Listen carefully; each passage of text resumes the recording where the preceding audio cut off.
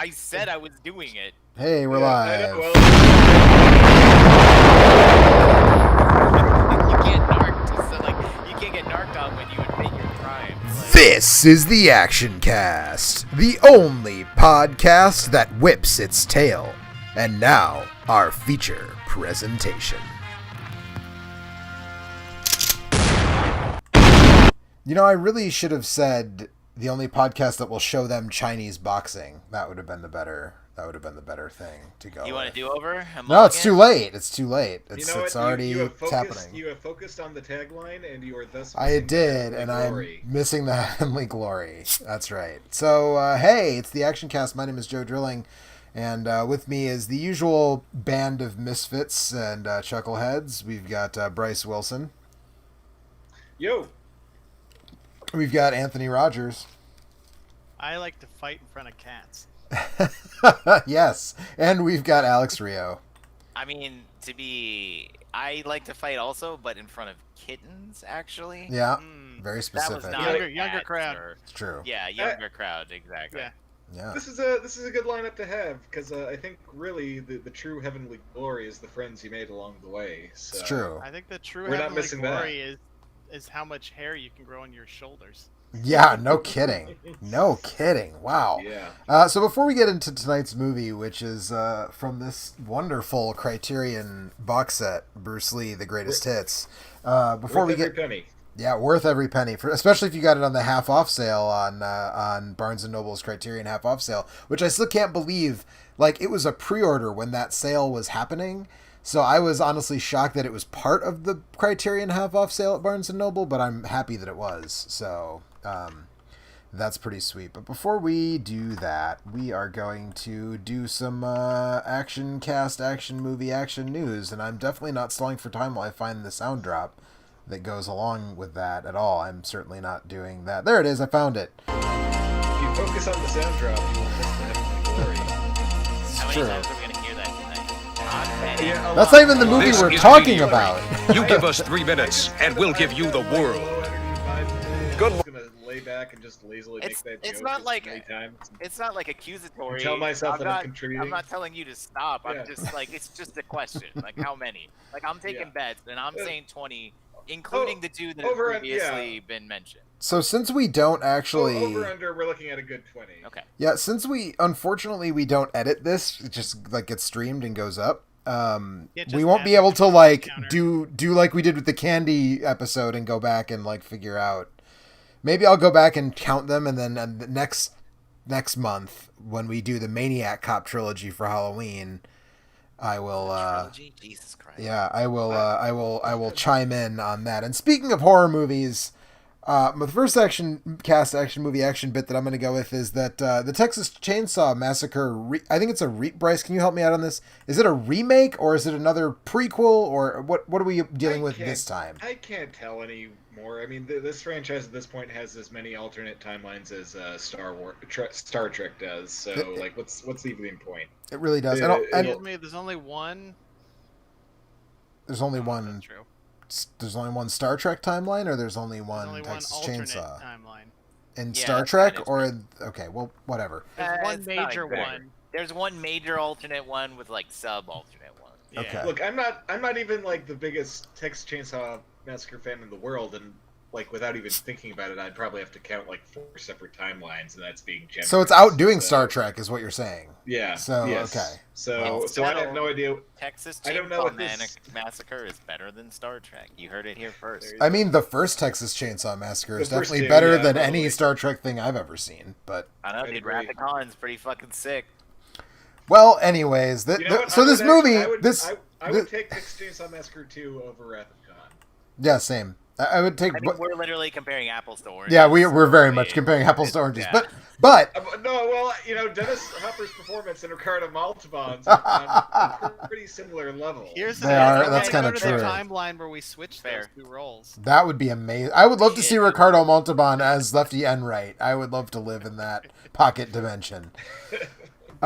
Anyways, this movie was shooting in like Bulgaria or Estonia or someplace, which is definitely where I would expect a movie called The Texas Chainsaw Massacre to be getting made. Right. And apparently they fired the director after one. So Fede Alvarez is producing it, which I don't. That means very little to me. I'd rather see him direct. I would like to see what he did in the director's chair for a Texas Chainsaw Massacre movie, because he managed to do a remake of a horror movie that I thought could not possibly be remade in a way that I would enjoy, and I did enjoy it. So I would like to see him try the Texas Chainsaw Massacre, but more than that, I would like to see people stop trying to do anything with the Texas Chainsaw Massacre at this point, because But Joe, there's money to be had. I feel like we've really hit diminishing returns. Like, I feel like there really aren't that many audiences who are still going to see new Texas Chainsaw movies at this point. There's And enough, it's so funny, 'cause it's like- apparently. Their Apparently. accountants did the math, I guess. It's like the logic behind the big budget movies from a few years ago. Like, if you have the remake, the horror movie remake that really catches on, buddy, you're made for a while there. Yeah. But what was the last one that But I mean, really there- caught on? Like, what was... Like Saw, the one Probably where the everybody 2003 dies. one. What's that one? Everybody's like all weird and they die in weird ways. Yeah, that one horror movie where everyone's weird and they it's die like in weird the ways. 5 things or something, or like what the fuck? I have don't no idea what the remember. fuck you're talking about. Alex, I legitimately... Not 10 things I hate Alex, about we you. really missed your contribution. It's like Fatal something or like Final Destination? Fatal Yes, thank you. Final The- There Fantasy. was not a remake of the Final Destination. That didn't happen. I'm just going back like a few years, like 15 years. Like what was it? There was like the Conjuring, didn't they make like a few of those? They did, but none of them are remakes. That's what I'm saying. It didn't, whatever. I'm just talking about horror movies. You're thinking too hard. Well, Don't the last don't horror think. movie, the last horror movie franchise to think. catch on in like a huge way was probably Paranormal Activity. Well, no, The Conjuring, yeah, The exactly. Conjuring, Paranormal Activity. Yeah. But Anthony said if you can hit the next horror remake that hits it Purge. big, The Purge. I think The It's, Conjuring movies outperformed The Purge. Probably. I'm just talking about movies that did well. and Sure, they sure, did sure. several. But I'm saying Anthony all right, specifically I will invoked I will remakes, rescind, and I will so- rescind the remake, other than you're a guy who's sitting there saying, I've got this license, so maybe I can make money because I see if a horror movie catches on. yeah, I So mean, maybe they're just like, Yeah, Sure. They're like, we already paid for this shit. I don't know. Right. Fuck it. yeah, Let's I try mean, it. I guess Exactly. it's just everyone seems like it's in a race to be worse than the last one with the Texas Chainsaw movies, and that's fucking hard because the new generation or the next generation, the new generation, the one with Matthew McConaughey and Renee Zellweger, that was real fucking bad, and yet somehow it has been out awfuled at least 3 times, I think, at this point. I watched that for the first time this year, and I literally could not wrap my head around how bad it was. Like, every time that I thought it was bottoming out, it somehow got bad, like worse. And you would think that threshold of camp value there, and it's a movie that burrows through it, and there's no pleasure to be had whatsoever. You would think if I said there's a movie where Matthew McConaughey plays a psycho killer with a robot leg, you'd be like, I'm fucking sold. But no, that movie's Who's terrible. working for the Illuminati. Right, and Kinda what's old, honestly. you want to know what's fucked? Don't, I mean, you can take your chances, Alex, but The Illuminati, who is represented by a truck with the word Illuminati stenciled on the side. So, yeah. So best place you'd look. This sounds like the True. movie that I made. Like I made this film. so here's my dirty secret as a horror fan and as someone who considers the Texas Chainsaw Massacre to be one of the greatest films ever made. The first Texas Chainsaw movie I saw was that one on cable, like in the middle of the night when I was like right after I mean, it came that's out. Whatever. It's like you didn't. That whatever. If somebody gets mad about that, like that's dumb. They're dumb. Well, sure. Like, I don't See, think but anyone's gonna Joe- get mad Joe, about see? it. now, That bad movie caught on for you and it inspired you to go to see the other one. was I think it Yeah, actually. I think and that that's how movie. you spent a bunch of money. I think that movie dissuaded me from seeing the Texas Chainsaw Massacre sooner, the original one sooner. But anyways, they fired the director, and I think they've hired somebody else, and who the fuck even knows? And again, why is a movie called The Texas Chainsaw Massacre being shot in fucking Bulgaria? That's the Joe, and I real don't know head if you know this, scratcher. but a lot of movies are not shot like in where they say they are.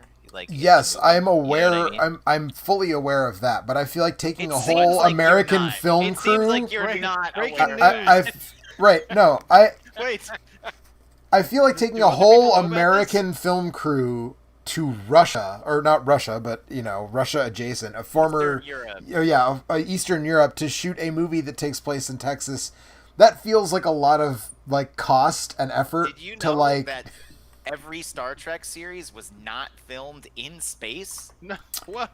That's bullshit. Whoa. I know. I was That's shocked when I bullshit. found out, Alex, too. Alex. Yeah. Wait, What's I'm gonna up? blow your mind even more. Okay. Every Star Trek movie has been filmed in space. Did you guys Like, know outer this is space weird? not is wrong. This is weird because it's so seamless that where is Earth? you would never notice Oh this. shit, dude, that's some galaxy brain. Gotcha. You would never notice this, but did you guys know that Rumble in the Bronx was actually shot in Vancouver, Canada? No, it was What? shot in Yep. it All wasn't those- shot in Rumble. Yeah, it's so seamless. You would never guess. It looks just like New York, but it was actually Vancouver. Anyway, this game is going to be That's not terrible. and I normally the resent us Canadian even city talking that's about New it. York. That's true. Anyway, We've yeah. spent way too much time on this news bit, so let's move on to the next one, which is the Batman looks fucking bad. Which, like, I guess shouldn't surprise me, Trailer? because, like, the last two Batman movies have been bad. So I guess I shouldn't. And, like, if you count Suicide Squad, which has Batman in it, the last three Batman movies have been bad. But, like, I don't know, man. I was kind of, part of me felt like I had a little bit of hope built up for I was interested to see what sort of freshness Pattinson might bring. The fact that it was talked about a lot as like, oh, we're writing it primarily, like when Ben Affleck was attached to direct, because I think this is the same script or a similar script. No, Like, it's a completely different script. Oh, is it? Matt Okay. Reeves took it from scratch. Yeah. okay, well that maybe changed I'll- because when Ben Affleck was attached to direct, it was talk of it's going to be a crime film with Batman, which kind of sounds like vaguely Year One-ish, even though that's an influence that a lot of people have looked to. But like Batman versus the mob, like more so than what was happening in Batman Beyond or Batman Begins, could be good. Dude, Batman Beyond, tight. Yeah, that would be. I'd be up for a movie version of that at this point, honestly. But you know, it looks fucking shit, guys. It looks real fucking bad. I I don't know. I have no I kind of opinion. liked everything in the trailer except for the Batman stuff, which is troublesome in a Batman movie. It I is. grant you, but It is. but I like the whole horror crime vibe that it had. You know, Batman growling that he's vengeance to the 8,000th Street tough isn't something that I necessarily needed to see again, but you know, I wasn't filled with dismay at the trailer. Let's put it this way. I think This soul crushing reaction that you're having You know, is a bit of a surprise. Gordon. Well, maybe I'm just level setting for myself, so then if I see it, I'll be like, "Oh, that was pretty decent, actually." But I just feel like another super grim, dark take on fucking Batman at this point is just like I don't need that in my life at all.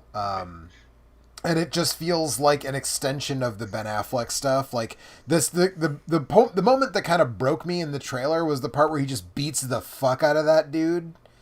Like well beyond, like the dude is clearly unconscious at this point, and he just keeps punching him like 4 more times. And I was just like, nope, that's not what I need from a Batman movie. Especially right now, that's not what I need from a Batman movie. That scene was the bane to your Batman. Fandom. Your Nice. puns are poison Well, ivy well to played, my Anthony. Well very. Nice. Yeah. Don't fucking humor him. Thanks, buddy. I'll that keep was doing good. it That because was you believe good. in me. You know what? The true heavenly glory is Anthony's references to the masterpiece, The Dark Knight Rises. So I'm predicting that I will like this movie less than The Dark Knight Rises, which I still think I is. like The Dark Knight Rises plenty. Yeah. I think The Dark Knight Rises is bonkers fun still. Yeah. That No movie's, opinion on that movie's bad. anything. So is this new one? Who's directing it? Is Matt it- Reeves. Matt Reeves. I don't know who that is. He's the guy who did the last 2 Planet of the Apes movies and also the Oh, dude, are there excellent, gonna be monkeys head remake of Batman? Those movies Right, fucking rule. which I was gonna say, a people said those movies. I didn't see those last 2 Planet of the Apes movies, but I heard they were really good. So Yeah, they were. You know, and I'd be remiss just because we were talking about remakes earlier that I truly do think that his remake of Let the Right One In, Let Me In is one of the few remakes that's genuinely superior to the original. I think Richard Jenkins just gives like a tremendous performance in that, and I think it's just a genuinely great piece of work. So, Yeah, that movie was you know, pretty good.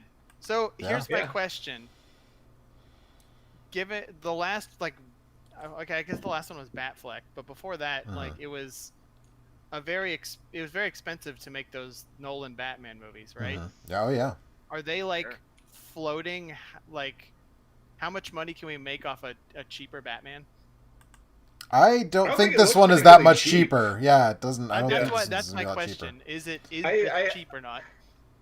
No, I have to. I mean, I have to imagine that running a shoot during COVID comes with like a whole ton of other costs. So I'm sure Depends on that how you do Warner's it. is just putting in a For obscene unsane, amount of have, money like, on this. death.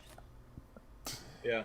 Yeah, I mean, I don't think. I think even without that, this movie is probably running pretty hot Make it on more expensive. budget. Yeah, that's just a kicker. I mean, it doesn't look cheap. Also, I can't remember the actor's name though, but there's a tweet going around about like why did they have Colin Farrell put on all this makeup when they could have just hired. No, I can't remember the actor's name, but he's like a chubby white guy, and Colin Farrell does in fact look quite a bit like him in this Oh, movie. is he like the Penguin or something? Yeah, he's the Penguin. That's Yeah. fucking Oh, insane. dude, the Penguin's in this. I think. Yeah, Penguin's it's Colin I think Farrell. it has. I think it has. He has more makeup than Danny DeVito's Penguin. I mean, it looks like they turned him into Robert Zadar. We'll talk more about him next month. But they put so much makeup on him. He looks. And who's the Riddler? Who's the Riddler? Someone's the Riddler, right? Dano. Paul Dano. Okay, that could be good. I could be into that. I think that could be good. Yeah. I mean, I'm going to give it a chance. Obviously, we'll get more trailers between now and when it comes out. But the first trailer really, like, I don't know, man. I would at Am I this. the only one who gives like negative fucks about this? I'm like, it's a DC movie. No, who gives a I'm fuck? with or like Yeah. I haven't watched the trailer. Yeah, I mean, Okay, they're alright, saying. alright. I mean, I'm just checking. yeah, I mean the DC movies I've largely checked out of. Although now that I don't know, man. For somebody who's largely checked out, we're sure talking about it a lot. yeah, well, I like Batman. Kill me. Alright, well, fair enough. But All right, I will. That's not Okay. what I wanted to do with this conversation, but I will do that. But Suicide Squad 2 is being directed by James Gunn as well, and he's like bringing in fucking like the Shark Man, whose name I can't remember the actual character's name, but like he's going weird with it, and I'm fine with that. So, but then on the opposite side of the spectrum, the trailer for Dune hit this week, and that looks fucking amazing. As someone who has Does read, it, though? Does yes, it, though? yes, it does. Yeah, does it though? I didn't watch that I feel either. It like looks fine. Looks like Dune. yeah, I don't know. It looks for something that has been really disavowing the Lynch version. It looked way too close to the Lynch version for comfort. For I me. hard disagree with with that. the like the same just drab ass color palette and It takes I think place what- on a desert planet what- in a desert. yeah, there's sun in the desert. The last time I checked, like the Shitty Echoes cover was unimpressive. So I mean, look, Yes, Denis that- Villeneuve has I- not made a bad movie yet. So Yeah, I'm see, sure that's I the will other see thing. it. I'm sure it'll be good. But also, someone referred to Jason Momoa's character as Duncan Idabro, and now I don't think I can see the movie without just having that play in my head. I'm just wondering, when is he gonna? Will they make enough of these that he eventually gets metal eyes? That's the real question. Yeah. I don't know. As someone who really enjoys those, I haven't read the books that are beyond the ones that Frank Herbert wrote, but I really like, except for God Emperor, I really like the Frank Herbert books, and I'm really interested to see what they do with it. Timothée Chalamet is actually like almost age appropriate for Paul, and like Josh Brolin looks great as Gurney Halleck, and like I don't know, Oscar Isaac is Leto the First, and all that stuff. It all looks real good. Like you said, he has yet to make a movie that I haven't liked. So I'm in, man. I'm down. I watched another trailer this week, like within the past week. I don't recall, but that did the thing that the Dune trailer did, what many other trailers have done, where they're like, let's take a pop song from the 70s or some Or the song from 80s. 70s or 80s, and like slow it down and put piano and like have a children's choir sing it or something, and like it'll be in between like blame and, like, Gears of War. slow-mo, And it's just like, do they still have the like damn it. Prometheus bass drop? 100% blame Gears Oh, of dude, War that's for in that. like every movie trailer ever. Still, Yeah, like, the that's never Inception, going the away. Inception blah Yeah. is omnipresent now. But the somber cover of a pop song, that is Yeah, 1,000,000% that shit needs Gears to of War's go. fault. I don't care whose fault And it it is does need to anymore. go. I'm It just so needs to over it. go. It's That's gotten to the go. point where for me, I would rather go back to hearing like "Gimme Shelter" and "Fortunate Son" and "Ram Jam" in every other Oh, dude, movie yeah, trailer I'm down. than hearing a fucking yet another somber cover of yet another pop song from the 80s or whatever. But that's Gears of War using the Gary Jules cover of "Mad World" by Tears for Fears is absolutely what kicked that off, and it feels like it is unstoppable at this point. You know, if you focus on the somber pop song cover, you will miss all the heavenly glory. It's true. Even, dude, right now, Major League Baseball is running a commercial with a somber cover of Always on My Mind by the Pet Shop Boys about, like, baseball's back, everybody. Here's a somber version of, like, a super gay dance anthem that it should not be somber at all. And I'm every time I hear it, I'm just like, I just want to listen to the Pet Shop Boys. And not this shitty, somber, weird version that you're alternately using to try to pump me up for baseball, which I do like baseball, but like, fuck, man, this is like sad about baseball, and the song isn't even all that sad of a song, except you slowed it down and did that thing, and I'm over it. And speaking of sports, my condolences for the Greek Freak and Co getting knocked out of the playoffs. Yeah, that was a bummer. Well, if they played better, they wouldn't have gotten knocked out. So Yeah. There you go. The only sport that still exists in 2020 is baseball. That's all I'm gonna say. I don't even want to start talking about that because I literally don't get it. And maybe that's just because I like baseball a lot. I like actual baseball, so when I saw people talking about like it's baseball but weird, and I was like, but it's just like Stratomatic, like that old board game Stratomatic Baseball, where it's just like you get a dump of stats every whenever, and it's like, if you don't know okay, what's funny about the Canadian Moist Talkers as a baseball team, like I mean, man. that's funny, but like you could just put that on a T-shirt and be done with it, and it would just be just as funny. Like, what if you kept going? Because the internet doesn't know when to right. stop. Then you in have the most Blazeball, recent season, I guess. A guy named Jalen Hot Dog Fingers got incinerated in the middle of the game, and they brought him back to life. I heard, but it like required like a lot of effort from like hundreds of people. It's just really dumb. That's all. Got it. Look, I don't even play it. I only barely get it. Let me have like a tiny bit of joy. Please. I'm sorry. I feel like this is I- the only yeah, joy I'm I've not- ever heard Alex Rio express. Well, definitely in 2020, it's some of the little joy that I've seen Alex express. So please, don't. I do not want to piss on your parade. Every bit of happiness you can squeeze out of 2020 is yours to have. And so, and that brings us around if to. I can't have any, he can't. So that brings us around to when we talked about The Matrix, we did a news bit about how they were pushing for Tenet to open in theaters before the end of the summer, and Bryce was like, "Oh, citation needed. I'll get outraged when they actually release it." And guess fucking what? Yeah. Not only did they release it, they refused to release it to drive-ins in cities where regular theaters had not yet reopened. And that got a big old fuck you from me, because for a minute that was my situation, and that's some bullshit. Yeah, that was bad. And I would like to go back in time like 2 years ago as like Christopher Nolan's like about to enter production and be like, hey, guess what? You have a $20 million opening weekend. And just like see what his reaction would have been to that. But yeah, it's just it was a bitch move. I just don't get pressuring, because like a lot of other movies have either like Mulan went digital, and that $30 fuck making me pay for Disney Plus and making me pay $30. That's also a bullshit move. But like Bill and Ted went right to digital. A lot of movies have gone right to digital, but Christopher Nolan just fucking couldn't. He could not either delay it further or just let it go right to digital. He had to have it open in theaters only. And, no, I'm not fucking doing that. I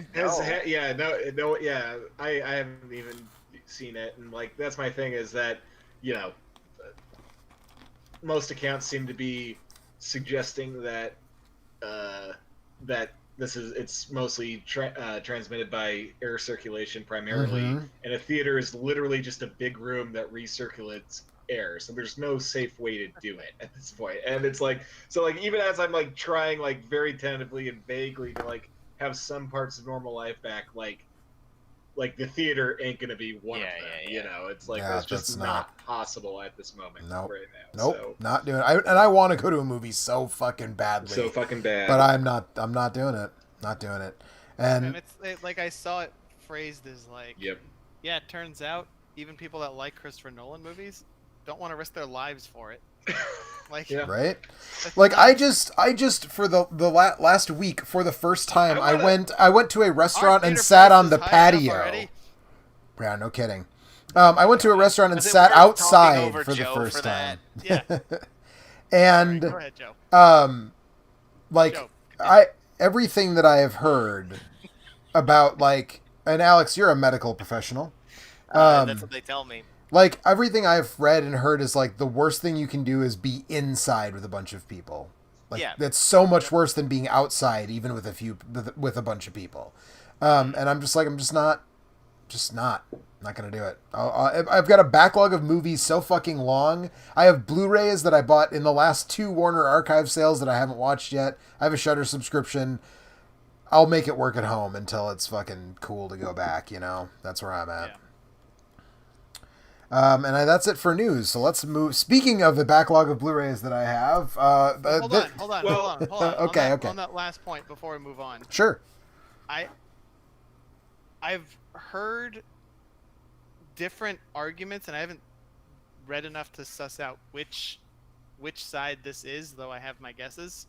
But it feels like some of the articles talking about this talk about like smaller theaters are now hurting because nobody went to see this fucking movie, but they had to open, and because they're in operation, that means they have to, you know, pay rent and have operating costs and pay employees and all that stuff. But the flip side is I've also heard some of them decided to because they kind of like wanted to risk it to see if there's a market there. And so it's sort of like not totally not their fault because they could have not done that. And I don't really know enough about how the business works to say one way or the other. Yeah, this is kind of one where I kind of wish we had our old friend Angela. I should have asked her to I should be inviting her to be on this show more often anyways. But she is an I don't know, my webcam just totally unfocused on me and I don't know how to fix it. If I focus on the unfocused, there it goes. You just got kicked in the face. I didn't know how to fix it. It just happened to fix itself. She is an exhibitor in a small nonprofit theater. She has a small nonprofit theater. People the old show may remember #Cool Graveyard Cinema down in New Orleans, and I would be interested to hear her take on it. I know that my local nonprofit, the Belcourt, which has maybe usurped all other theaters in places I've lived to become my new favorite movie theater. Wow. They have just started, they turned their parking lot into a drive-in. That's what they have a big inflatable screen, and they've been doing a mix of newer stuff and repertory screenings. I'm kind of thinking about going to see Stop Making Sense on Friday. Oh, that'd be cool.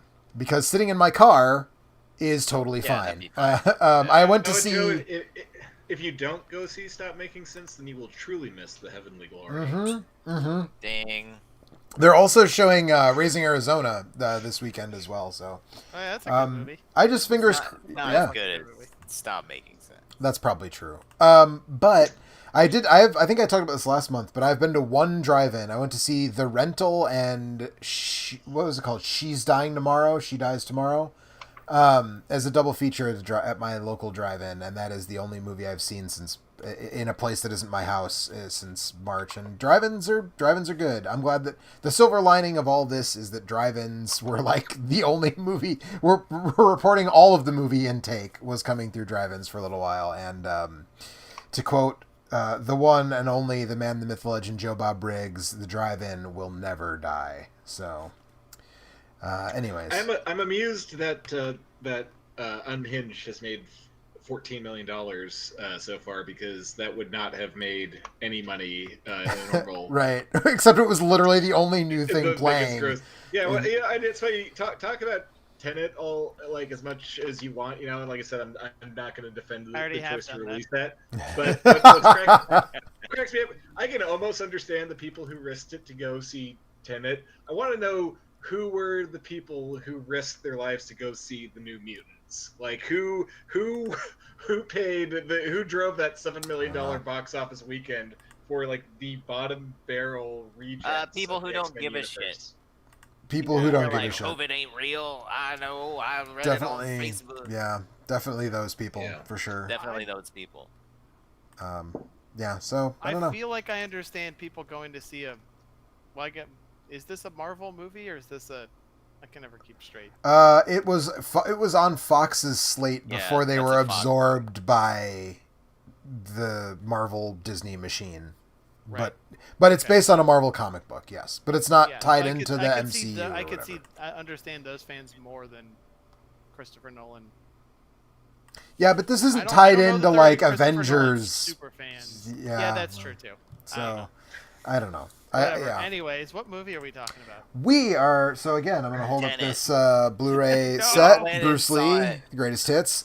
We are talking about Way of the Dragon, which is the only completed directorial effort by one Bruce Lee. And So, but before we get too far into this, I just want to go ahead and plug that, inspired by this, I pulled Bruce Lee: A Life off the shelf, written by Matthew Polly, and it was truly an excellent biography.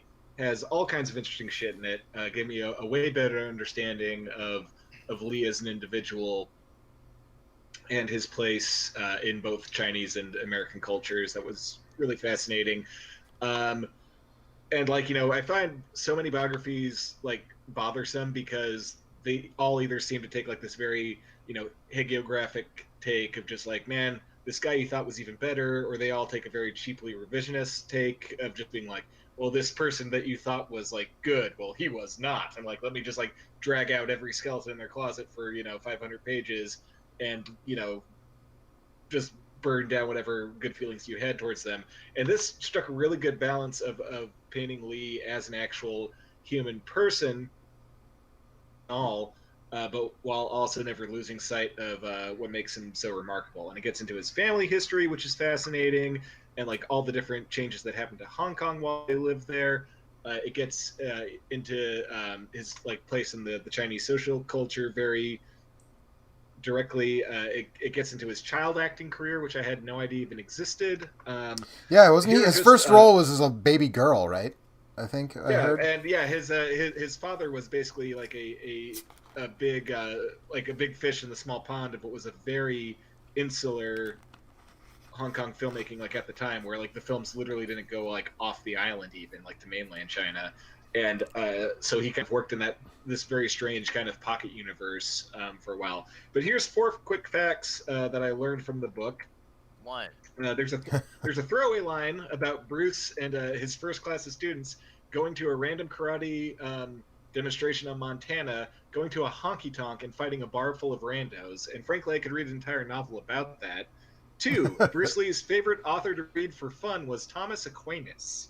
3, Okay. Bruce Lee got cock-blocked by The Thing when James Arness hired a private eye to follow him around when Lee started flirting with his mistress. 4, David Carradine got high on peyote, stripped naked, and broke into a random home and woke up the people in it and accused them of being witches. It's a Okay, fantastic read. so wait, hold on. What does Yeah. David Carradine breaking into a random house and accusing them of being witches while naked have to do with Bruce Lee? And that house belonged. Because he essentially stole the kung fu role from Bruce Lee. So there's a little side in on what an unstable personality he was and how Okay. much incipient racism was involved in basically not giving them the role and instead giving it to this dirty White peyote dude. crazed hippie. So yeah. Right. Okay. So Okay. Well, as long as no one was hurt, that story about David Carradine is actually like marginally endearing. But so I think Yeah. that like Jackie Chan. so highly recommended to any fans of Lee. Yeah, I there's a a series of interviews with that author throughout this Blu-ray set, and I there's a bit about on the Blu-ray for this movie in specific where he talks about how he was mad that Raymond Chow. Well, first, Raymond Chow didn't want him to direct it. He wanted Lo Wei to direct it, who directed The Big Boss and Fists of Fury.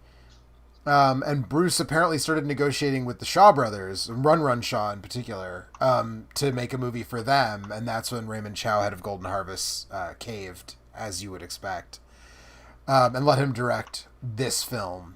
And then when Chow negotiated the American distribution rights, apparently Lee was not happy because he didn't feel like the film was good enough, and like he didn't want it to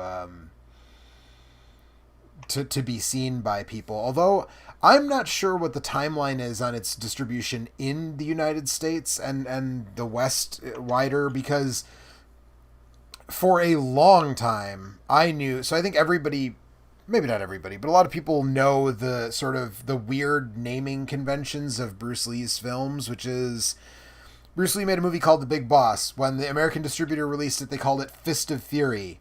But then the next Hong Kong movie Bruce Lee made was called Fists of Fury. So then they had to rename that one, and they called it The Chinese Connection. And then Way of the Dragon was changed to Return of the Dragon because I think it actually came out in the United States after Enter the Dragon, which was an American movie and got its initial release in the United States. But I'm not positive on that timeline because this one was released in the U.S. After Enter the Dragon, and I think part of the reason why he was trying to kind of slow down its release was because he knew Enter the Dragon at that point was coming, and he didn't want this to be a relatively chintzy production. So I mean, compared to a giant Hollywood studio movie from Warner Brothers and The World's Most Perfect Hair and Jim Kelly, this movie does feel a little smaller, but actually in the grand pantheon of 70s Hong Kong martial arts movies and 70s like genre cinema at large, this movie actually feels like pretty, like, it doesn't feel James Bond expensive, but it doesn't feel cheap compared to, I mean, principally it takes place in one location with some exteriors of Rome that were clearly actually shot on location. And then there's like a handful of like second unit shots of Bruce running around in the Coliseum. But then the fight with Chuck Norris that is also in the Coliseum is very clearly on a soundstage. But it doesn't feel as cheap as a lot of other movies of this era. Yeah, Alex, did you know that not all movies are shot where they say they're supposed to be shot? Wait, really? Breaking news. Before we move on from Polly's book, totally, I do want to just read a couple of excerpts here. Sure. While the rest, this is from his time on the Green Hornet. While the rest of the cast waited for their moment in front of the camera, Bruce performed stunts. He would put a dime on top of a 6-foot-high gimbal, jump in the air, sidekick the dime across the stage. He would do 2-finger push-ups and challenge stuntmen to arm wrestling contests. One of the ways Bruce liked to show off was by jump-kicking unsuspecting people's earlobes. This is a direct quote. He would jump into the air, reach out with his toe, and tick me on the ear. This continued until Bruce accidentally injured one of the set designers. Bruce dislocated his jaw. Bruce insisted on close-quarter combat. The stuntmen hated it. They weren't fast enough to react to him, and as a result, they got banged up. They got to a point where they didn't want to work on the show. They were tired of getting hurt. So I guess what I'm saying is that Bruce Lee would have 110% taken the bait from Cliff Booth that is offered in Once Upon a Time in Hollywood. So shut the fuck up about it already. Yeah. Mm-hmm. Moving on. All right. So, yeah. I did not judge that scene the way a lot of other people judged it because I love Bruce Lee, but I took that scene for what it was worth. Also, if you haven't seen Once Upon a Time in Hollywood, that movie's real fucking good. I watched it, and then after that scene, remembered that there was a controversy and he couldn't figure out what it was because it was fine. They made Bruce Lee look like too much of an asshole, apparently, is the argument. Yeah, whatever. No. Anyways, so this movie, I feel like I started saying, I feel like, much like Jackie Chan, people don't give now obviously this is different because Bruce Lee died early enough that it's a different thing, but people don't really think of Jackie Chan as a director, even though a lot of his best movies, arguably his very best movies, were directed, not only starred him, but were directed by him. And he's a fantastic director of action cinema. And I think the thing that made me the saddest about watching this again last night was that, like, not only did we lose Bruce Lee as a performer at 32, I think he was, 31, 32, we lost a director who could have been one of the sort of seminal action directors going forward, because this movie fucking rules, frankly. And this was one that I watched this a lot as a kid, a lot, because I had that. I don't know if anybody else had that VHS box set. I think it was from CBS Fox Video, if I remember correctly, and it was black. The sides were black, and there was a gold dragon that, when you put all the movies in the box set, it made made a picture of a dragon. I know exactly what you're talking about. Yep, and this Criterion box set is a worthy successor to it. Yes, it's kind of funny because absolutely. he uses like the reverse cover scheme where it's all gold inlay, but then like these very stark, black ink drawings of Lee on the interiors. It's just like a physically beautiful set. Yeah, it's really nice. And it comes with like a poster and stuff too. I'll see if I can shake it out of here a little bit. But I actually watched the whole movie in the original, what is advertised as the original, which is Mandarin, with the English characters speaking English. Yeah, here we go. Here, if you unfold this whole thing, that's what Bryce is talking about. All these drawings of Bruce Lee here. But obviously the VHS tapes I had back in the day, it comes with this book too. The VHS that I had back in the day had the English script, so I watched the whole thing, or the English dub. So I watched the whole thing with the Mandarin and English, which also made the movie make more sense because the whole thing is that he doesn't speak English in this movie, but all the bad guys do, and it's like a plot point in a couple of sections. But in the dub, a lot of that stuff doesn't make sense because there's times where like characters say like they don't understand you or tell him this, and it's like, he's standing right there. Why would you need to tell him something? Because they're racist. I mean, possible. But I did go back and watch a couple of scenes in English because there were scenes that had stuck so strong in my memory of the English dub. Which the first of which is when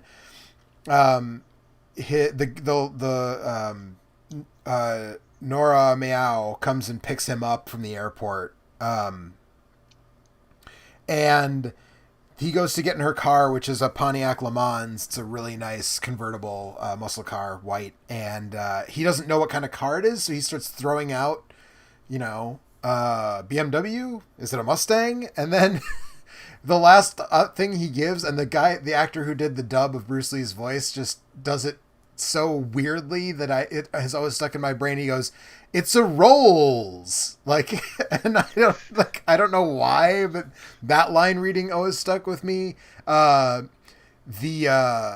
his new friend takes him to the restaurant and takes him out back where they're all training, and he says like, "Oh, they all started doing karate," and Bruce Tang Lung is the character's name, says like, "Oh, well, why don't you join them?" And he's like, "That stuff is foreign," and like that line reading stuck with me. But the ones that stuck with me are in the first fight that he gets in with the gangsters. One when he says, "We'll show him Chinese boxing." That line read is just absolutely perfect. And then when he kicks the first dude who comes up to fight him, and he's like, "Dragon seeks his path," and then he does a spin kick and fucking just jacks him in the face. And he goes, "Dragon whips his tail." Yeah. And those line readings just always got me. And also I'd forgotten completely. We'll go back and like talk about the plot, but I just want to get this stuff out. That's not necessary. But I had forgotten how amazing I always thought it was as a kid, and still kind of do, even though it is like maybe slightly racist. So he knocks out the first thug in the first fight scene, and then the black dude comes to fight him, and this like jazz drum Yeah. Yeah. like thing starts up. I immediately was like, no, that's pretty racist. Yeah, but so this movie takes place in Rome, and the plot is basically that That's why there's jazz. that's why there's jazz, as you do. To connect these two thoughts. Right. So Bruce Lee's character Tong Lung is sent to Rome because a family friend played by Normiao, who, by the way, is absolutely smoking in this movie. I mean, Bruce Lee is also absolutely smoking in this movie, but she is, whew, man. And she is the owner of this restaurant. Her uncle is the head chef, and it was her father's restaurant. He died, and she inherited half of it, I guess, is ultimately what I guess must be the thing, although the plot doesn't dwell on it too much. But there's an 11th hour betrayal that implies that I guess she's not the sole owner, or it doesn't make sense at all. But I guess Bruce originally wanted it to be set and filmed in America and be like a period piece, like a Western, or, you know, there's no details that I've seen beyond that, but that's part of what the author that Bryce was quoting earlier said in his little like addendum about the movie. But that was way too expensive for what Golden Harvest could afford. So they moved it to present day Rome. And so this is family friends of his, and his dad says like, hey, go help these family friends of ours. They're getting shaken down. It's the classic storyline of somebody owns a piece of property and the bad guys want to buy the property, and they're not selling, so they're going to strong arm them. And there's a million stories and movies that have used this exact same plot before and since. And it's fine. It works for what it is. So basically, the whole thing is Tong Lung goes there, and he kicks ass to save his family friend's restaurant from being strong-armed into being sold to gangsters. That's the whole plot. I think kind of what's most interesting about this to me is when you talk about him as a director in this, is that you get to see what, you know, not even just what Bruce Lee was good at, but what he thought he was good at. Mm-hmm. You know, so he gives himself a lot more comic relief than he normally would have gotten in these films. Like, you know, he really plays up like the fish out of water situations, and it's like I said, this is funny to me because I don't think it's something he's particularly good at, but like he orders too much soup and he gets confused, you know, and then he has to use the bathroom a whole bunch of times. Too much soup, you know. So Bruce Lee was not a particularly funny man, but wait, to push back on that just a little bit. Yeah. It made watching some of the clips from this movie makes me think of Jackie Chan a little bit in the way that like there's humor mixed in the fighting. Like when he I particularly like he does it a few times in this movie where he like kicks the shit out of a guy and then he just like nudges him to knock him over or something. Like that shit's good. It is, but I think Jackie is a stronger comedic actor. I think Jackie's better at it. But I enjoy it a lot in this, particularly because I don't think you think of that kind of stuff when you think of Bruce Lee fighting. Yeah. But then, like, you know, you have the like on a similar note, like the very fact that it takes place in Rome, I think, beyond it just being a cheaper place to film than America, as he's setting himself up, like, and as he does again in Enter the Dragon, as like almost a James Bond figure, as an international like movie star more than he is like an Asian movie star. And like it's kind of similar the way that, you know, I'm sure we're going to talk about the Chuck Norris fight at the end, like at length, but it's like a very similar impulse to the famous Kareem Abdul-Jabbar fight, where he found basically the person who was like the biggest visual contrast to himself, you know, like because he knew that was going to. Yeah, well, yeah, everyone's a guy that they knew. Like, and I don't want to keep beating over the book, but like a lot of the interesting thing is like what a family affair these films were. Like the black guy at the beginning that we were talking about earlier was one of his students. Like he opened up his original schools in Seattle and San Francisco, essentially in black neighborhoods, and that was kind of like how he got his start in America. Um, and so like a lot of these people are people that he worked with. Actually, the reason why Norris was the guy was because he wanted a white fighter, and he was basically the only white karate fighter who hadn't alienated Lee at this point. Well, him and Bob Wall, who was yeah, also yeah, in the movie. him and Bob Wall. But so anyways, at the same time, like, you know, like Norris is tall and thick, Bruce is like short and slim, and like when you put them in the same frame together, there's just an immediate contrast, and like similar to the way he's like shooting it to like allow for maximum amount of geography, there's just a real like complete ease of understanding to the viewer whenever you look at one of these frames. So, you know, he like I said, it's one of my great regrets that like the Game of Death didn't actually end up finished, because like if we had a whole movie that was that final 45 minutes, that would have been incredible. Yeah, I mean, for sure. And this Blu-ray set, and I think the one that I used to have that I just gave my nephews because I got this one, has like an edited together bit that's all of the footage that Bruce shot, which includes stuff that is not in the theatrical film. And it's like you said, it's about 35 or 45 minutes of just the Bruce stuff. And it's all real good. So, yeah, I mean, I think that, so what's interesting about this movie is the whole first act. They even tease it a bit. Like the whole first act, there's no fighting at all. There's a lot of comedic relief, and then they get to a point where Bruce is about to demonstrate for all the dudes who work at the restaurant who are learning karate. He's about to demonstrate Jimmy, because they all take Western names. So Jimmy is saying, I've heard that Chinese boxing is not it lacks power. And he's like, oh, well, you just have to bring your hips in line with the stance. That's the secret. And he's like, oh, show us. And right as he's about to show you, then like customers come into the restaurant and they all run inside. And so it's like they keep delaying the fighting. But then the second and third acts are basically like nonstop actions. So it kind of balances out. But one of the gags that I noticed, speaking of his comedic ability or lack thereof, a joke that I definitely didn't even remember was in the movie because I think I didn't get it as a kid, but now that I spent a summer in Japan a long time ago, he hops up on the toilet and like he's going to use it as a squat style toilet that they have in Hong Kong and Japan. And I told that completely went over my head as a kid. It probably went over a lot of American audiences' heads.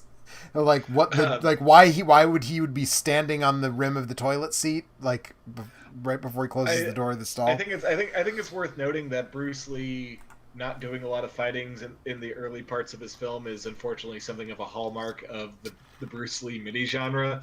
I mean, his first film, The Big Boss, he literally does nothing for the first 55 minutes and doesn't have a real fight until like the 80-minute mark, and it's a complete itchy and scratchy, when are they going to get to the fireworks factory moment? And even the Chinese connection, which people tend to talk up, and I prefer the Jet Li remake.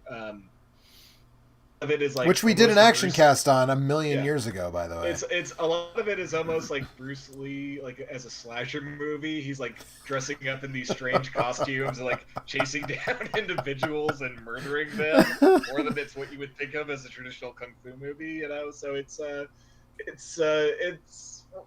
and once again, like, he had fought with that director a whole lot, but here you have a sense of it's a better understanding of his persona. Like in The Big Boss, he was essentially being sidelined because they didn't know who they wanted to be the star of the movie, and like they really only essentially decided that he was going to be the quote unquote lead through shooting. Yeah, because the other guy doesn't have a lot to do. Yeah, there's another guy who has quite a bit of screen time. I actually watched that a couple years ago, and I thought it was still fun. I mean, you're right. The pacing is weird because there's very little fighting, but I like that movie. I think it's pretty fun. And just because of the lack of Bruce Lee we have, any Bruce Lee is better than no Bruce Lee. That's true. So, yeah. Also, that movie includes a dude getting punched through a wall and leaving like a fucking Wile E. Coyote style perfect outline of his body, which is amazing. It does indeed. Yeah. But this definitely feels more like Bruce Lee making you wait for what you paid to see, and trying to tantalizing you, than like vaguely incompetent filmmaking sidelining him for more than you would like as a viewer. Yeah, but I think So it's a 99-minute movie, and once you get past the 20-ish, 25-ish minute mark, like, there's not a lot of breathing in there. It's like he beats up the bad guys and they run away, and then they like plan something and either come back or show up at his would-be girlfriend's like extremely groovy 70s apartment. and, all of these movies are extremely groovy, it must be admitted. they're extremely groovy. That apartment is something else, man. The apartment is filled with heavenly glory. Yeah, So. absolutely. Dang. He carves wooden darts that he starts like that's how they get around the gun thing, right? This movie has really creative ways to get around guns. Like it's okay, well, the gangsters won't just use guns in broad daylight because they don't want to get like busted by the cops. And then Bruce makes these carves wooden darts that are perfectly weighted for him to throw, of course, because this is what he does, apparently. And he'll just like bust into a room and just like whip darts at dudes' hands where they're holding their guns, and so then they drop their guns, and then he and his buddies immediately kick their guns away, and then they have to fight each other with bare hands, which is super dope. And rules extremely hard. What also rules extremely hard is the nunchuck scene. Actually, the nunchuck scene's good too. Yeah. Yes. The nunchucks, apparently, I don't know very much about martial arts. Apparently, nunchucks are actually a Japanese martial artist's weapon.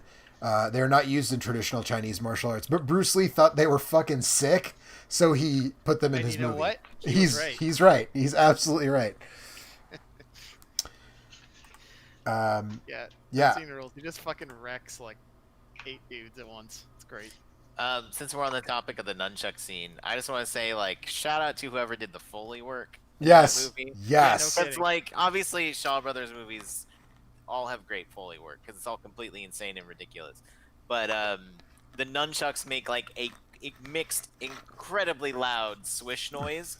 But after he does it, I counted sometimes twice, but most of the time he has to swing it 3 times. They'll do another sound effect on top of that sounds like a shooting star, and it's like, so you hear the whipping and the swishing, and then there's like this other sound on top of it that like starts loud and decays, and it's like, yeah, man, that's not what nunchucks sound like. Fuck yeah. Yeah. Yeah. Also, the sound they make when they contact somebody's skull, it sounds like, oh yeah, it's a perfect movie sound effect, right? For that. Yeah. And then when he picks up the bow and he takes out a couple of dudes with the bow staff, he uses 2 main Ninja Turtle weapons in this movie in the same scene. And the bow also makes a fantastic sound when used. Also shout out. Yeah. Also shout outs to the kind of chunkier dude with the beard who tries to use the nunchucks on Bruce and ends up clocking himself in the head. Yeah. Mm-hmm. And then he, for some reason, just goes "Mamma Mia" and tries to run away. Oh, I guess they're in Rome. Never mind. They're in Rome. Yeah. So. Yeah. Mm-hmm. Yep. When in Rome. Exactly. Also, this movie. Thank you. Long. Yeah. This. Okay. So what? Okay. So we talked about like the music cue for the black dude fighting Bruce is kind of racist, but I also. Sure. I don't love that they used that music cue for a black character because that is kind of racist, but I actually love that music cue and like right. And then we get combat bongos. Longtime Action Cast favorite combat bongos finally make their return. I bet that's why Wesley Snipes had combat bongos in Passenger 57 because he loves the shit out of Bruce Lee, and so he was like, "Man, get me some fucking bongos while I fight this dude." Bongos. Mm-hmm. But can we talk for a minute about the gay panic henchman? Because I think yeah, he's great, but also holy shit, that's a fucking gay panic ass character if I have ever seen one. You see that trope in a lot of films of this era, but rarely quite so vehement. Yeah, and I mean, at first that's one thing I definitely remembered from watching this movie as a kid is that actor, and he's. Yeah, it's more on the nose even. Like, a lot of times it's implied, but in this movie, he straight up, like, feels up Bruce Lee's abs. And you're just like, okay, that's what we're doing, huh? Like, we're just 100% going for it. Well, fair enough. I mean, yeah, sure. But, I mean, not uninvited. I wouldn't touch Bruce Lee without being invited. No, yeah. Yeah. But yeah, he's so the main henchman of the main bad guy is this extremely effeminate, also Chinese dude, who is sort of the go-between between all the restaurant workers and the boss and Tang Long and his crime boss who doesn't speak Chinese. And he wears like purple outfits and he has these super, these ridiculous sunglasses that are very sort of Paul Lynde style fucking sunglasses. And oh man, it's something. And he doesn't even and he's so obnoxious that you wait the whole movie thinking that Bruce is gonna kick his ass, and he never lays a fucking finger on him. Nobody has anything to say out about that? Yeah. I think we'd all just like to avert our eyes and move on. Fair enough. So the boss guy is played by an actor who really he was in some other Hong Kong movies, basically, I think on the strength of the fact that he was in this one. But he has some pretty memorable lines too, like when the effeminate henchman tells him that the reason that we need to fear Tang Lung, he's they have a man helping them out, and then he's like, one man, and the effeminate henchman says, well, he knows Chinese boxing, he knows kung fu, and the boss just looks at him and goes, kung fu. That's another one of the classic line readings from this movie, from this era, really. The dubs truly are half the joy of the genre. Yeah, absolutely. Yeah. Also, on this Blu-ray, there's a choice for a English dub that was recorded for the Japanese release, and I kind of want to check that out because it sounds like it's a different English dub that then would get Japanese subtitles for some reason. It seems like it would just be easier to just dub the movie in Japanese, but whatever. So that could be. Joe, this is why you're not a exploitation movie mogul back in the 70s. Apparently. I focused on the dub and I missed all that heavenly glory. Ding. So, yeah, man, I feel like I've been talking a lot. You guys, so Anthony and Alex, you did not rewatch the movie in its entirety for this, correct? Not in its entirety, but I watched all the important parts. Yeah, that's Right. exactly what I did. Okay. So you guys didn't have to deal with the boring exposition of. That's why I did it. Comic relief. That's not why I did it. I just ran out of time. That's also not why I did it either, but I was like, but that is an additional benefit. I'm gonna do that. Yeah. So I guess. So again, there's not a lot of plot in this movie, so I guess we should probably. Actually, I think part of the comic relief, by the way, that we didn't mention, is like a random titty. Oh, okay. Like. Oh yeah. There Okay. is, Well, yeah. I missed that. So yeah. I'm fucked up, man. Shit. So when he's getting shown around Only Rome. one? Could've Yeah. seen Yes. one, Only one. Which one? Left You or got right? to This miss the is heavenly important. glory. I think it's her left because she's in the mirror. So my she's right? standing in the. Fuck. Yes. Right. Damn it! That's Well, she's. That's the good That's one. the good one. It is on your right because she's in the mirror behind Tang Lung, and so you see her reflection, and so I believe that would make it her left titty. I think, if I'm thinking of that. I mean, I guess I correctly. appreciate the detail, but that was a joke, and I don't care. But I appreciate your commitment. why. Look, man, if you're gonna start a bit, expect me to finish it, okay? Yeah, no, that's what I'm saying. I appreciate that actually. Like, yeah. Thank So he's sitting on a bench with his you. Titty out. friend. Yeah. No, well, yeah, but you see his titties a lot actually. That's true. In he's sitting on this bench with the woman who's showing him around. I can't remember her name. Miss Chen, played by Nora Miao. He's sitting on a bench with her, and she's like, "Oh, you're such a country bumpkin. You're too uptight. You need to relax." And that's right as the time that an Italian woman sits on the other end of the bench, and she's apparently a famous Italian model, I believe. And so she's credited in this movie for having like a word of dialogue. Titty woman. Yeah. So, like, I think she's in the opening, because the opening credits show like Chuck Norris, 6-time world karate champion, Bob Wall, 1970 all karate champion, and then it's like this woman, Italian model or something like that. It's weird. But so she's like flirting with him, and he's like kind of trying to flirt with her, but he's just trying to be nice. He doesn't like, because he's a bumpkin. He doesn't get it. And so she's like, "Oh, come with me." And he goes with her, and she's like, "Oh, get comfortable," or whatever. And so he's just like kind of hanging out and like shadow boxing and shit in her apartment.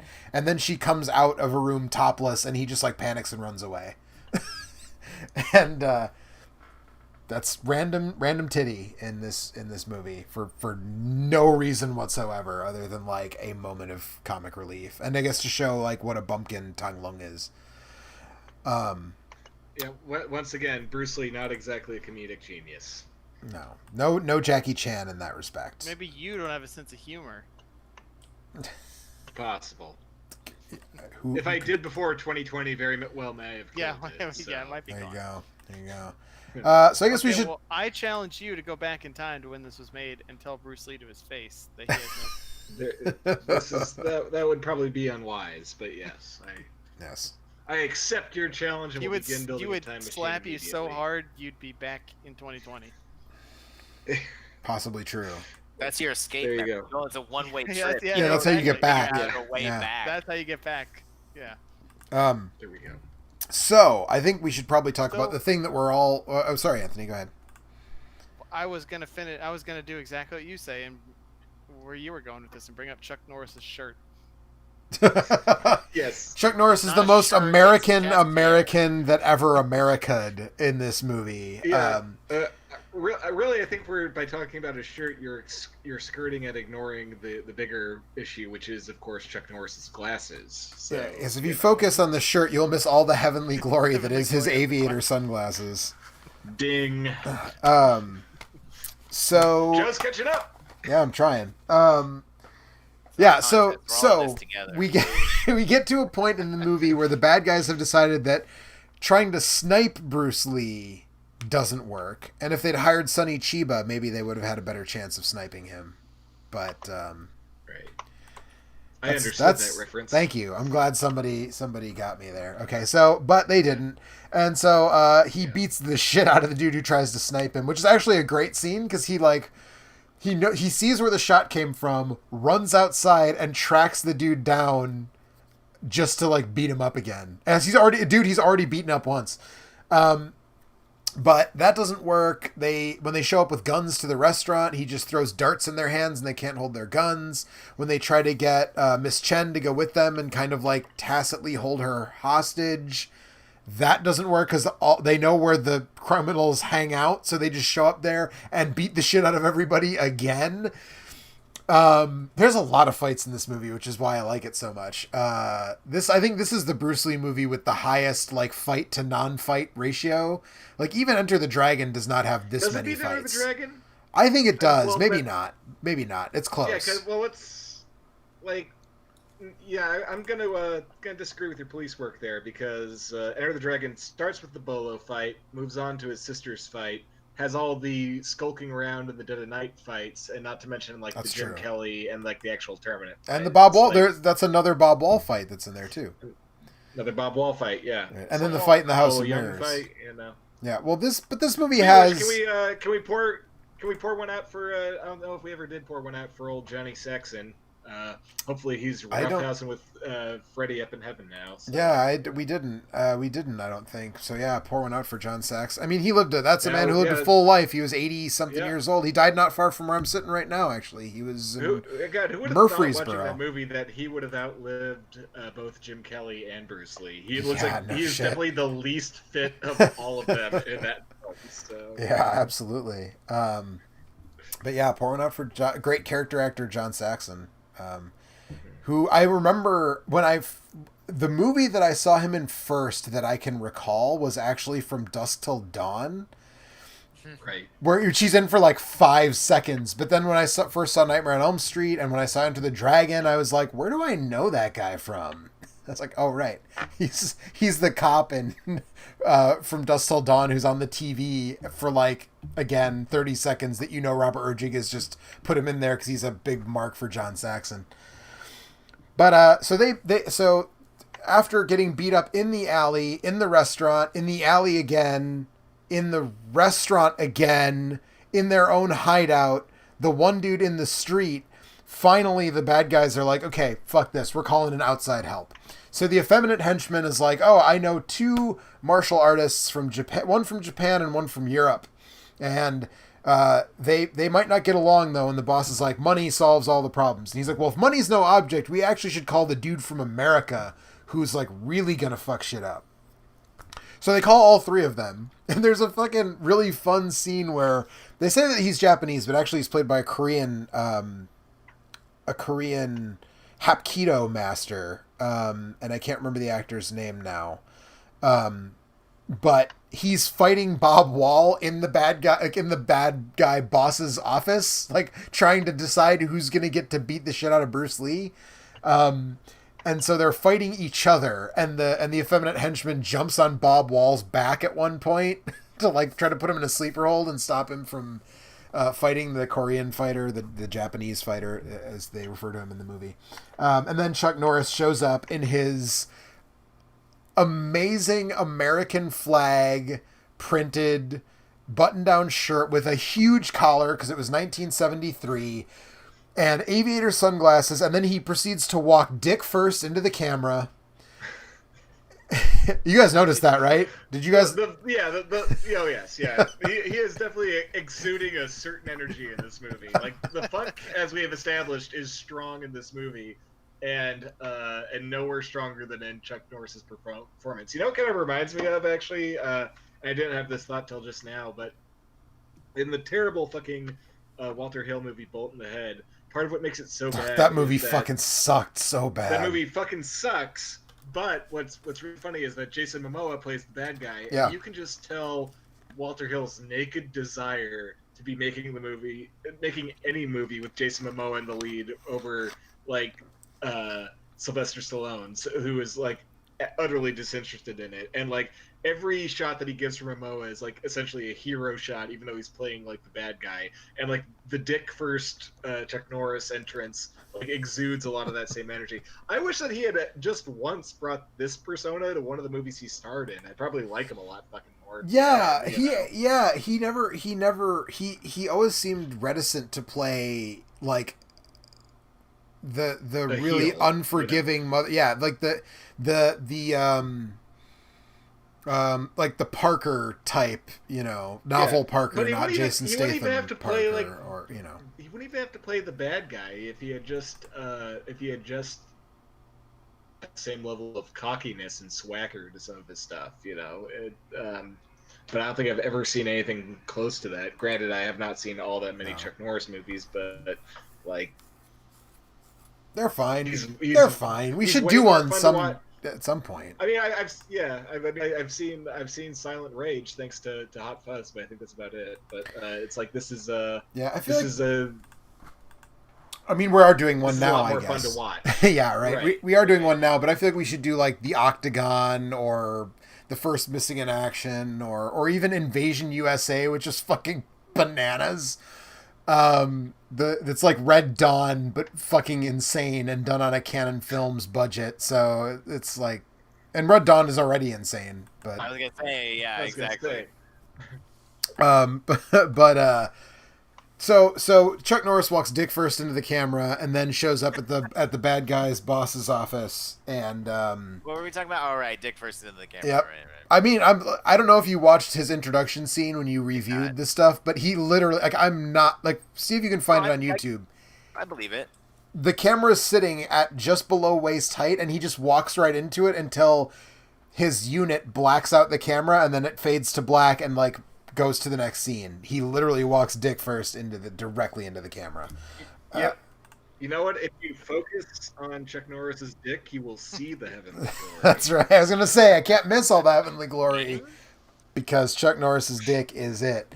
And Bruce Lee's like lats and his abs are also maybe the heavenly glory. And also Nora Meow is the heavenly glory. There's a lot of stuff to get horny about, I guess. There is a lot. Glory I mean, and that was right. That's yeah. part of Bruce Lee's legacy, right? Is like in the West, Asian men were not really thought of as sex symbols until Bruce, and then all of a sudden, people got horny over Bruce Lee, which is legitimate. It's true. I don't know if that's like his main thing, but like I get what you're saying. I didn't say it was his main thing. I just said it was a thing that he, among It's his one of list of accomplishments. It's one of his things, definitely. It's definitely one of his things. Was that people got horny over Bruce Lee when they really hadn't been horny over an Asian man in the West prior to that. So, And biography that I read, Bruce Lee got horny over a lot of people too. So it all worked out. It was the legit. 70s. Everyone was horny. Everyone was horny for everyone. Just read. I read a book about Atari once, and the fucking nerds were horny over everybody. And everybody, But anyway, so. Chuck Norris. They did not yet have the Shibas to bop people on the head with sticks, so everyone was just horny all the time. So, Chuck Norris shows up, and he walks in the door, and Bob Wall is still scrapping with the Hapkido expert. And as soon as he walks in, they stop, and you find out that Bob Wall.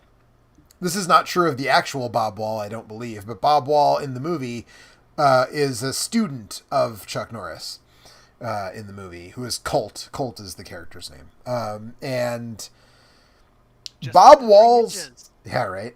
Bob Wall's name in the movie, I think, is like Frank or something, but it sounds like he actually says Bob when he walks in the room. So at first I was like, oh, Bob Wall playing Bob Wall, I guess. But then in the credits, he's listed as something else that isn't Bob, so I guess I misheard it. Yeah, so it turns out then they send all of them to fight Bruce and all his buddies who work at the restaurant, and they just like the villains are not clever, but the heroes are even dumber in this movie, so like it works out. But like the effeminate henchman is like, okay, we're giving up, but our boss wants to meet with you one last time to like formally apologize. And all the good guys are like, okay. And they go to meet him, and then he's like, oh, our boss couldn't make it. He had important business, but like, if you want to get in my car, I'll take you to him. And again, they're like, okay. Like, just like, we're not even really trying here, folks, on any level. Like, to outsmart. And it makes sense for Tang Lung in particular, because it's established that he's a bumpkin, and he doesn't know any better, and he's sort of credulous. But like, why does everybody else just like nod and go like, yeah, that's fine. So they go to this like, so the effeminate henchman drives them to a vacant lot where the bad guy's master plan is to just have Bob Wall and the Hapkido guy walk out into the open and challenge them to a fight. This is the bad guy's master plan. And, This then, is absolutely seamless. Yes. It's like literally, the car drives up. Henchman number 1 opens the door and just runs away because he's the effeminate henchman who won't fight. And then while all the good guys are like, what's going on the far other side of the field, the 2 bad guys walk out. In their geese and everything. Like there's no attempt at any kind of subterfuge or chicanery. It's just like, hi, we're here. It's time to fight now. And they do. And the fight is good because it's Bob Wall and a dude who's like a 6th Dan black belt in Hapkido fighting Bruce Lee and a bunch of members of his stunt team. And it works pretty well. And then there are some good moments though, where like the Hapkido dude is fighting with one of the other dudes, and he's like, are you Tang Lung? And like they're trying to figure out which one is Bruce, right? But then Bob Wall is like, Tang Lung? And Bruce just like points at himself. He's like, Tang Lung, and then kicks the shit out of Bob Wall. And so there's a big scrap in this vacant lot, and then once that's done, it's very video game structured. It's like each boss encounter. He finishes these ones, and they're like, no, go over there to the Coliseum, and then you'll fight the real badass dude. And he goes over to the Coliseum, and who is there but Colt, Chuck Norris. But a real badass dude. A real badass dude. Who has, at this point in time, built like the literal brick shit house, and is covered with an actual pelt. Like, I don't know if it was just like these 2 weeks that they filmed this that he looked like a complete and utter werewolf, but I'm glad they caught the evidence on camera. So yeah, it's weird that he has no facial hair in this movie, but he has hair literally everywhere else. He's got chops. He does have chops. That's true. He probably just shaved. You know what I mean? Well, I don't think the mustache didn't become like his Don't know what you mean. his trademark until later, I don't think. Yeah. But so yeah, he and then when Tung Lung finally catches up with Colt, like they basically have a silent agreement that this is going to be like a fair fight, and so they both like take off their shirts and like stretch and like do some shadow boxing to warm up, like before There's a cat. Also, there's cats. Also, if you've ever played Street Fighter Alpha, there's a stage in that game that is taken, including the cats, directly from this scene. And yeah, and then they fucking throw down, man. And it's one of the, like, it lives up to the hype, I feel like. If you talked to someone, if you were like, Bruce Lee versus Chuck Norris, like, what are you expecting? And then you watch this fight, you'd be like, fuck yeah, man. Like, it's pretty much a perfect kung fu fight scene. Yeah, it's not like Expendables 2 where you're like, oh, fuck, Stallone's gonna fight Van Damme, but they're both fucking ancient, and so it's like half of it's stunt doubles, and it's in shadow, and it kind of fucking sucks. Like, no, man. This fight fucking rules. Joe, you're just trying to bring up Van Damme to game our traffic and piggyback off of our still inexplicably popular Time Cop episode, which every time I look at it racks up another few hundred views. Please explain, why are you listening to this episode, and why have you stopped listening to any of the other ones? Well, they're not listening to the... They never hear you ask that question because they're not listening to any of the other ones. I know. I will continue to throw it out into the void. I just will. When you like peak, it's all downhill from there. So like why would when you glimpse the heavenly glory? Dang. Glory of Time Cop. That's right. Van Damme's mullet is the heavenly glory. That's the lesson here. But yeah, I mean, I think Van Damme's mullet can be found somewhere in Chuck Norris's chest. Yes. Yeah. Evenly distributed across his chest. That is his mullet. Oh, I see. Yeah. Mm-hmm. Bullshit. His mullet wasn't that big. Yeah, so this is the kind of thing where you watch this and you think back. I mean, again, we've kind of pulled away from, like, when we originally were doing the action cast, there was so much shaky cam bullshit in modern action movies that we bitched about it constantly. And now we've kind of gotten away from that. Like, I feel like The Raid was such a big shakeup for people who are making action films. And then I feel like John Wick took a lot of what The Raid did in terms of just going back to basics with its photography and editing, techniques. And then that movie was, in the West way more popular than The Raid. And so I think those two movies were kind of a 1-2 punch of like, no, let's actually like make this not look like shit, to the point where there are fights in some of the like MCU movies. Like, there's a fight in Captain America Winter Soldier between George St. Pierre and George St. Pierre playing like C-tier fucking Marvel villain Batroc the Leaper, fighting Captain America. And it's like a legit fucking good, well shot and edited and choreographed fight scene. And so that we don't have as much to bitch about, but thinking back to like 2000s action movies, fuck, man. It was dire, and this movie is such a, like, it's just, it feels like, if it was never broke, why did you feel like you had to try to fucking fix it? Because Bruce, the way he shot and edited and choreographed this sequence is just There's some really good POV shots, like you can understand everything that's happening. And of course, the stories go that Bruce really liked to kick people. Not like as hard as he could, but he wanted to make contact when he was doing his fight scenes. And Chuck Norris, of course, was an actual karate champion who fought in, legitimate fights and competitions. And so they're like, you can tell they are not full force, like trying to knock each other out, but they're definitely hitting each other. I hope that he didn't really rip a handful of his chest hair out. But he might have. If It's he possible. did, and that was all that Norris, that's all that Norris reacted, then that's genuinely impressive. Because, someone ripped out a yank of chest hair from me, I'd be down on the floor weeping copiously, I feel. So... I don't have that much chest hair to rip out, is the thing. I don't think you no can get one has that as level much of chest grip hair on my as- chest hair to rip it out. Right. This is true. Should have done him a favor and ripped out those tufts of back hair that are on his upper shoulders. It cannot be exaggerated how hairy Chuck Norris is in this scene. Like, the only word for it is a pelt. Like, Yeah. it's not...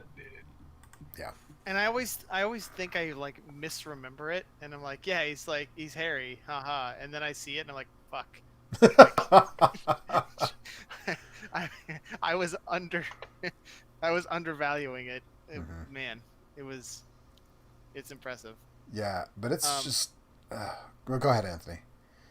No, I just wanted to agree with you. Like, the whole... Everything we've said, we've kind of been dancing around this, but or we've been kind of circling this idea, but the fact that you can see everything in every shot and it's held still for so long really helps with that contrast that I think Bryce was talking about earlier between the two of them. Like, it's so good to watch. It's so good to watch. Like I said before, I hadn't watched this movie in a really long time, but I had at various times just pulled up this fight on YouTube and just watched it because it's so good. It's one of the best one-on-one fight scenes committed to film. And it has a kitten on top of everything else. And it has cats. And it has a kitten. Yeah. And in fact, the kitten does the kind of gladiator emperor thumbs down thing at the end of the fight. Yeah. There's this great shot of the camera zooms in on the three of their faces, and I wish I was making this. Well, actually, I kind of wish I was making this up, but I'm not. The camera pans into all three of their faces, and the cat sort of ducks its head down, and then Norris dies. Yeah, it's great. At the beginning of the fight, it does that too. It's like the fucking standoff in The Good, the Bad, and the Ugly, except instead it's Bruce Lee, Chuck Norris, and a cat. Yeah, when you guys are talking about how waiting to see what you paid your money for, it's oh man, they're finally here. They're taking their clothes off. They're gonna fight, and then you just it takes them forever to get those shirts off, and you got these random shots of a cat playing with a rock, and then you're just fucking fight already. It's really good. Yeah. Yeah. But when they do eventually get to the fireworks factory, it is all worth it. Yeah, so. it's actually worth it. Yeah. Yeah. I mean, every fight. I mean, we didn't talk at great detail about all of the other fights in this movie, but man, the other fights in this movie are all also really good because, like Bryce said, these are all members of Bruce's stunt team that are doing these fights with him. Yeah. And I mean, once again, he knew how to shoot at this point, and they're full-bodied shots. He always gives you very clear visual signifiers of who is who. He keeps his geography very consistent, and straight up, this was his bread and butter, and he had been a working professional on this for 10 years at this point, and it all pays off. So, yeah, absolutely, 100%. And it's just, I mean, it's on, if you've never seen it, I'd be surprised that anybody has watched this far or listened this far if they haven't seen it. But if you haven't seen it, pull that fucking fight scene up on YouTube because it's on there and just watch the fight between Chuck Norris and Bruce Lee. Yeah, you can also tell convincing.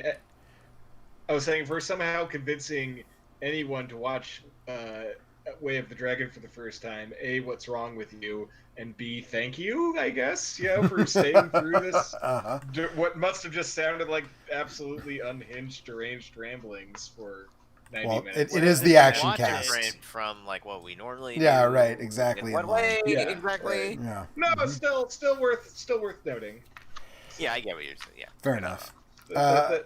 The heavenly glory that is our shtick. So True. On the We've done less shtick, I will say. This incarnation of the action cast has been a little less shticky than the last time that we did this.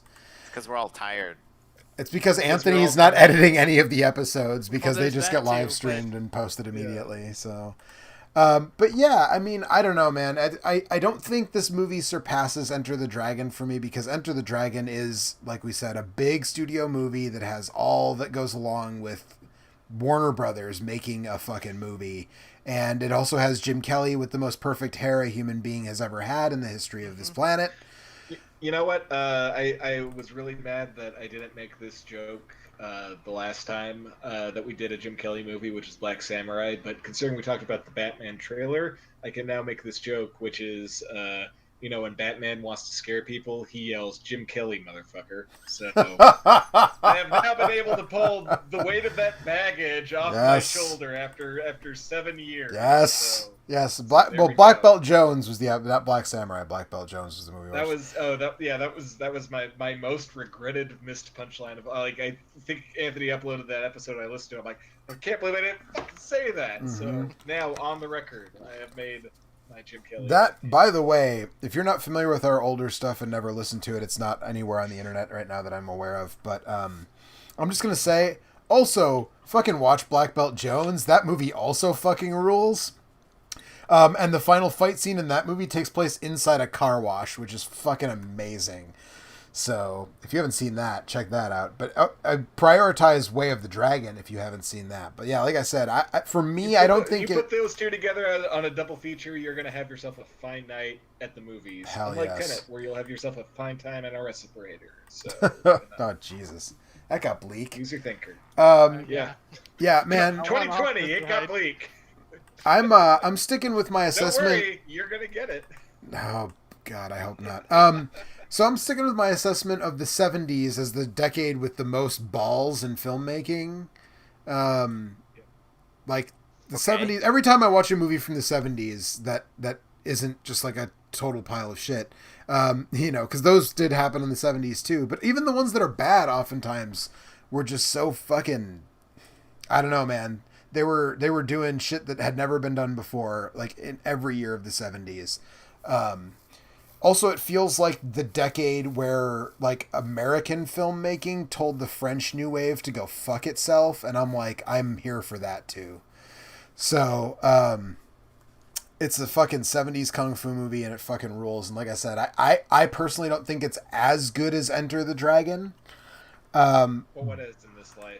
Yeah, but it is a close second in This terms veil of of tears. yeah, in terms of Bruce's filmography, of the 5 features that he is in, 4 of which he is actually in for, most of the movie, and not like a dude sitting at a mirror with a cardboard fucking cutout of Bruce's face taped to the mirror so that it looks like his head is fucking Bruce Lee's head. Although that shot is fucking will never not be hilarious, even though it's like kind of gross and weird and sad. It makes me laugh because it's so like those are the links they went to in Game of Death. Is like, okay, here's what we'll do.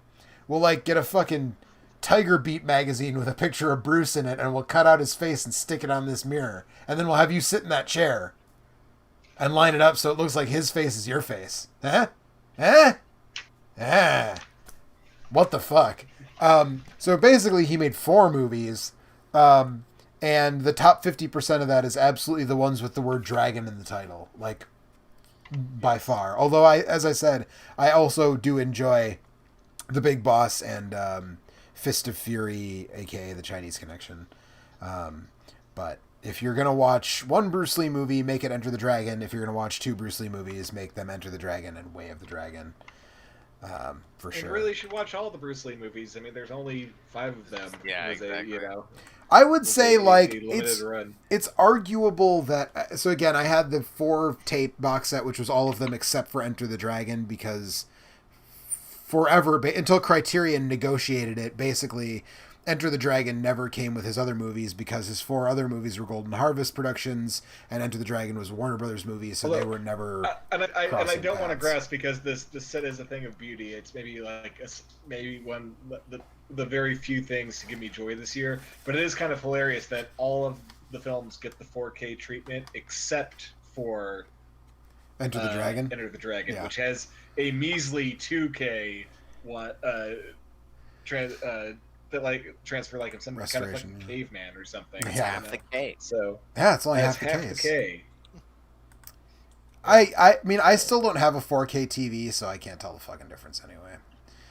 Yeah, nor do I. I just think it was very, like the one that is obviously the most popular and crossover is the only one that did not get like the 4K treatment. Although it is interesting that the theatrical version is included on this set, which I don't believe. I mean, I probably have seen because I saw it in a theater. Our friend Angela programmed it in the Milwaukee International Film Festival as a midnight screening 8 years ago, and I saw it, and I assume that was on 35 millimeter. So I probably did see the theatrical version, but I didn't realize there was a difference because it's only like 2 minutes worth of footage that's in the extended cut, which is the VHS, Laserdisc, DVD, Blu-ray version. That's not in the theatrical version, so I probably wouldn't have picked up on it, at the time. But I'm curious to try and figure out what the difference is. But yeah, the Blu-ray set is great. Criterion it's got 2 full Blu-rays of just supplemental material that I haven't even dug into yet, which is the only Criterion movies I have are like very much genre pictures. I have The Blob, I have this Bruce Lee set. They always do just as good of a job. I mean, I have the Lone Wolf and Cub set, which is kind of comparable to the care that they take, and that's why you gotta love them. They are absolutely omnivorous when it comes to films. Yeah, and the one that I have that I'm most proud of, which you can't quite see it behind me, but I have the Godzilla set. It's Criterion 1000 Godzilla. Doesn't fit on a shelf properly. Set, and I think that's all. Oh, and I have Chasing Amy on DVD because that only ever got a Criterion release, I think, or at least when it first came out, it was on Criterion like almost immediately. So that I have that, but I think that's all the Criterion movies I have is Godzilla, Bruce Lee, The Blob, and fucking Chasing Amy. So there you have it. There's your Desert Island 5 right there. Yeah. But I don't know. Anybody have final thoughts on Bruce or Way of the Dragon or Chuck Norris or anything? Tenet in theaters now. Shut the fuck up. Alex, I think you're violating your Hippocratic oath by saying that, I think. First of all, nurses don't take the Hippocratic oath. Yeah, Second so don't of trust all, what'd you say? I said don't trust them. Yeah, exactly. Wait. I'll just my once again brain. say that Bruce Lee Alive was a really fantastic read, and I recommend it to anyone who even has like a passing interest in Lee as either a person or an icon, because it really, I feel like, made me appreciate my understanding of both much more. So, and it's just super entertaining. Like I said, like there's all these little like one paragraph and one line vignettes where you're like, wait, what the fuck? Like I want to know more now. So it's a great read. So Legit. that's what I got. Cool. Anthony, Alex, final thoughts? It's good. Guys get punched and there's good sound effects and I liked it. The sound I just fucking love the sound. They tried wish so hard to life be sounded realistic now. Yeah. I love the old, like, even like Indiana Jones, like the sound of Indiana Jones punching someone is actually the sound of someone hitting a pile of leather jackets with a baseball bat. And that's what I want from a movie where people get punched. No, that's So- good. Yeah. If we are saying our goodbyes now, what I will say is to you, the audience who's listening to this, you are truly our heavenly glory. So thank you, all You're- 12 of you. You're Yeah. breathtaking. Yes. Anthony, final thoughts at all? I like the part where Bruce Lee kicks guys in the face. That's why you tune in, really. Yep. I too like the That's part my when the expert building fell analysis. down. So yeah, so that's Way of the Anthony, Dragon. you did not miss the Heavenly Glory. Nope, I saw it. I So. kept my eye on the prize. Dang. We will be back next month. It would be the second Monday in October, which would be the 13th of October, I believe. Gonna continue the proud action cast tradition of having a spooky cast. That's right. We're gonna we become the horror cast for 1 month out of the year, or one episode out of the year, and we are gonna be doing the Maniac Cop trilogy.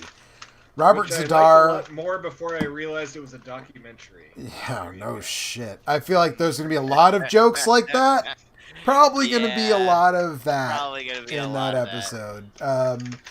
So yeah, Robert Zadar and his chin, Bruce Campbell and his chin, in a chin off in Maniac Cop 1, and then mostly just Robert Zadar and his chin in the sequels. But you know what?